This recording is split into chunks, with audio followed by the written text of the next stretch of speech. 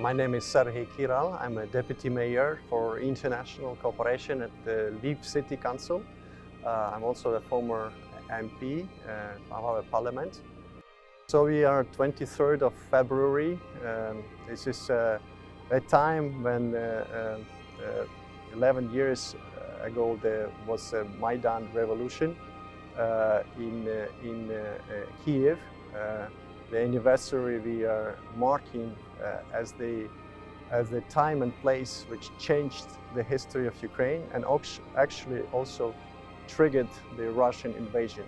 Russia has always been a threat for Ukraine for centuries, and this period, 2013-2014, with the Revolution of Dignity and the subsequent invasion of Russian forces with annexation of Crimea and occupation of Donbass, has demonstrated that it will never, it didn't then, and it will never put up with the fact of independent Ukraine, free Ukrainian people, democratic values, which are resonating so much with what Russia is building as an authoritarian and dictator state in their country.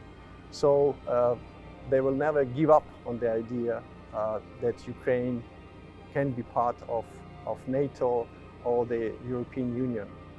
For that reason, there is no belief among the Ukrainian society, particularly military, that any negotiations, any ceasefire, of any pressures coming from the current administration of in the United States will lead to a sustainable peace and will make sure that Russia will not invade Ukraine anytime in the future.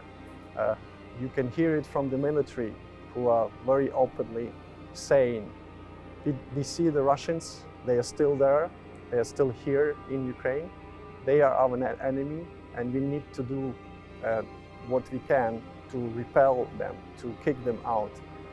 Only after they're gone and all of the Ukrainian territory, including Donbass and Crimea, is liberated, and Ukraine is part of the European Union and NATO as the security guarantee for Ukraine, we can talk about a lasting, sustainable peace and the protection of democracy and free world starting from Ukraine. Ukraine is a shield for the democratic values nowadays. Hopefully the peace will be sooner or later, but we also have to be prepared to fight, to continue to fight. And with your help, with the support of organizations like Fritt Ukraina, Norwegian government, many of the European countries, who must start playing a more bigger, more important role with the current oscillation in policy in the United States. This is a critical moment for all of us to come to grips to the reality. I'm glad to be with Fritt Ukraina almost from the first early days of their missions and their work. Very important projects they do for our Ukrainian defenders who fight not only for us, for Ukrainian sovereignty and territorial integrity, for our future of our children, but actually for all of the Europeans and all of the world, civilized democratic world. The support, as we discussed today with some of the representatives from the brigade, we are getting through Fritt Ukraina and through other donors from Europe is extremely important, particularly in current very turbulent times. Those hundreds of vehicles and drones and other accessories, power banks, even warm clothing for our defenders is playing a very important, critical role in them being able to sustain and continue, despite all the politics, despite what's happening in the world. The Russians are still there. They are the aggressors.